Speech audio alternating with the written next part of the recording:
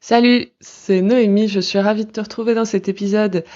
Aujourd'hui, j'ai envie de te parler du choix des mots, l'importance que je mets dans les mots et dans les mots que je choisis d'utiliser dans mon langage pour, euh, parce que je trouve que ça m'aide et que c'est bénéfique.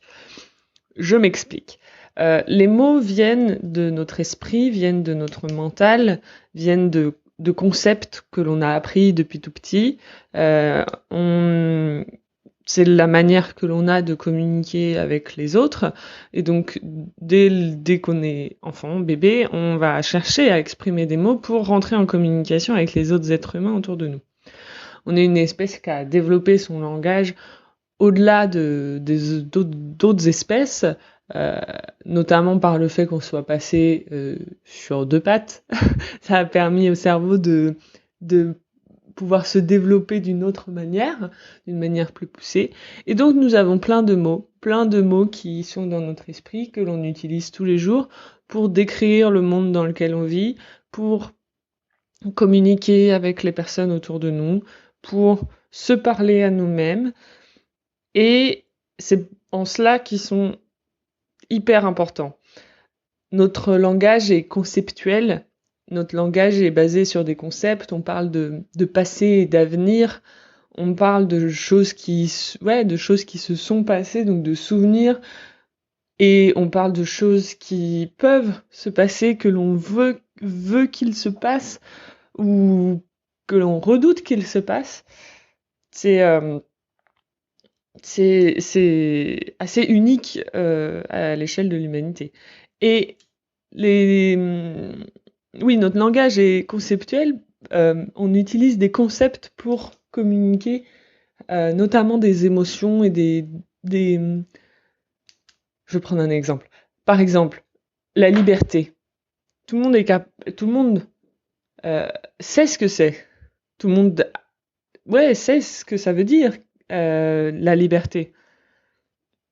Mais la définition personnelle de chacun en est différente. Ce que je veux dire, c'est que chacun va utiliser des mots spécifiques pour définir la liberté. C'est un concept. La liberté, c'est un concept. C'est pas une table. Une table, on sait que c'est une planche et quatre pieds, et on s'en sert pour s'asseoir autour et manger, écrire, etc. dessus. On sait, on sait, on est d'accord c'est plus facile de trouver des définitions communes sur des objets tels que des tables et des chaises que des concepts tels que la liberté ou l'amour ou l'aventure, etc. Donc, on va utiliser des exemples pour parler de liberté. On va utiliser des exemples pour parler d'amour parce que, par exemple, c'est par ces exemples-là qu'on va dire ah ouais, moi quand j'ai vécu ça, je me suis senti complètement libre. Ou justement, quand j'ai vécu ça, je me suis senti contraint dans ma liberté. Donc c'était l'opposé de la liberté. Ça allait à l'encontre de ce que c'est que la liberté pour moi. Sans m'étaler plus sur le sujet, sur ces sujets-là, juste que tu retiennes, que tu aies en tête pour la suite que donc notre langage est unique et on choisit tous les mots qu'on utilise pour décrire le monde que l'on voit. Euh, et ils peuvent varier et ça varie d'une personne à l'autre. Et donc, à partir du moment où on peut choisir ces mots, est-ce que c'est pas un super pouvoir de pouvoir redéfinir un peu les contours de notre perception du monde avec des mots qui vont vers du positif, vers de la joie, vers de la liberté? En tout cas, moi, c'est ce que j'essaye de faire parce que la joie, la liberté, le plaisir, ce sont des choses importantes pour moi. Je pense ne pas être la seule et je pense que ça peut te parler. Donc, par exemple, je vais te donner des exemples. J'ai choisi de remplacer le mot travail, en parlant de mon travail, euh, comme j'ai choisi de remplacer ce mot par activité de création de valeur. C'est mon activité de création de valeur. Ce que je fais là, par exemple, produire ce podcast, c'est pas un travail. C'est pas mon travail. C'est une activité de création de valeur. Je trouve ça beaucoup plus libérateur de me dire que c'est une activité que je fais à un moment dans ma journée, à un moment dans ma semaine, auquel je dédie du temps et de la réflexion pour créer, donc création, pour créer quelque chose et pas juste subir une position ou des missions qui dépendraient d'autres, mais ouais, de créer, c'est un choix que je fais que de créer, et j'ai pour but de créer de la valeur, que ce soit de la valeur dans le contenu de ce podcast, que ce soit de la valeur pour moi dans mon quotidien, mon épanouissement, et que ce soit de la valeur financière également. J'ai aussi dans le but de gagner des revenus, des sous pour vivre, et donc j'ai plusieurs activités de création de valeur, alors qu'on pourrait avoir qu'un seul travail avec plusieurs missions à l'intérieur. Mais du coup, moi, j'ai choisi d'avoir des activités de création de valeur. Et la valeur, voilà, elle peut être financière comme ne pas du tout être financière. Par exemple, un autre mot, le mot diplôme. Si le mot diplôme, il est intéressant, mais il définit donc comment dire, une clé, une attestation de validation d'une formation. Au final, c'est la finalité. Le diplôme, c'est la finalité d'une formation. Une fois que tu l'as validé, que tu l'as ce diplôme, ça veut dire que tu as fini ta formation et que tu es apte, tu l'as validé, tu as répondu aux attentes de cette formation. Mais ça veut surtout dire que tu as fait cette formation, que tu as passé 2 ans, 3 ans, 6 mois, 2 semaines, peu importe, à apprendre, à être dans une démarche de te former, apprendre, être dans une démarche d'apprentissage. Et donc, dans cette démarche d'apprentissage, tu as appris des savoirs, des savoir-faire, des savoir-être, et multiples. Et le diplôme, le bout de papier que tu as à la fin, qui valide ça, la ligne que tu mets dans ton CV pour dire j'ai validé tel diplôme, n'exprime pas tout ça. Et donc c'est important de voir à quoi tu t'es formé durant ces différents moments et qu'est-ce que ça t'a appris. Pas uniquement le fait d'avoir ce diplôme qui valide la fin, mais qui ne rend pas compte de tout le chemin qu'a été cette formation et ces apprentissages. Si tu veux en savoir plus sur les savoirs, les savoir-faire et les savoir-être, j'ai réalisé un épisode d'orientation positive à ce sujet qui s'appelle d'ailleurs Savoir, savoir-faire et savoir-être.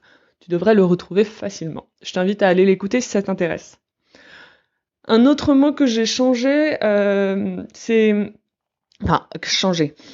l'utilise encore, c'est le mot objectif. Mon objectif c'est ça, mon objectif c'est ça, mon objectif c'est ça. Je cherche à le faire évoluer parce que je préfère utiliser le mot projet.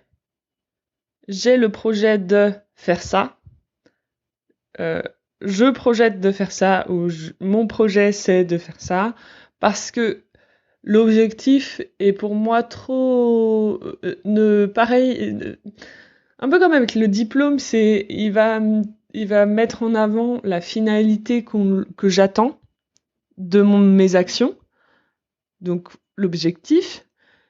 Et du coup, ça peut me frustrer dans mon action parce que je me dis, si je suis trop attachée à l'objectif, et s'il est précis, les imprévus de la vie sur le projet, pendant le projet, pendant la réalisation de cet objectif, vont faire que ça va potentiellement me limiter et ça va nécessiter peut-être que je revoie cet objectif en cours de route Alors que si je me parle de projet, euh, qui est plus proche pour moi du coup de l'envie, moi j'ai le projet de faire ça, j'ai envie de faire ça.